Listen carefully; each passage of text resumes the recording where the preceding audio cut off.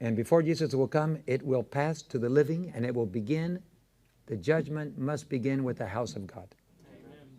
We know when the Sunday law comes, the time has already come. But I propose to you that the biggest danger we have today in the Adventist church is that our name is going to come before the judgment seat and we won't even know it. As in the days of Noah shall be in the days of the coming of the Son of Man. They were eating and drinking, marrying and giving in marriage, and they didn't know anything until the waters came and took them away.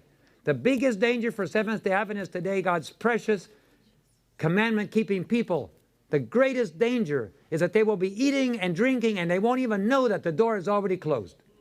The door is about to close to Seventh-day Adventists today. That door is going to close very soon. So when the Sunday law comes, it is already too late to prepare. Amen. The world is already ready. The United States is ready. The Pope is ready. Everything is ready except God's people. So the angels are desperately holding the winds, and God is desperately intervening. Jesus is there trying to purify His people, because when that door closes, it is too late to get ready. You waiting for the Sunday law? You better be inside before the Sunday law starts. On 9/10 of 2001, I was in Atlanta speaking for the Southern Union to the Adventist Legal Association. I told them someday something will happen in this country that will change the entire history, and it will be much more difficult to work. Little did I know that the next day the Twin Towers would fall. I could be speaking here today, and tomorrow the Sunday law could begin.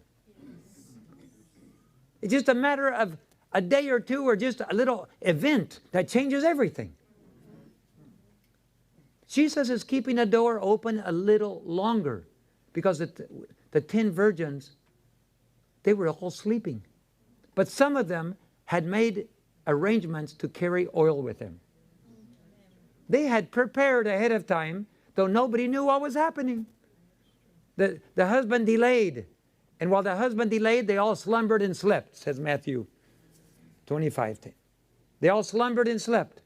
And so, as they were sleeping, suddenly they were woken up by a loud cry. The bridegroom is coming. Let us go forth to meet him. When we hear the news that the Sunday law is happening, every Adventist is going to wake up. Unfortunately, some will not have oil.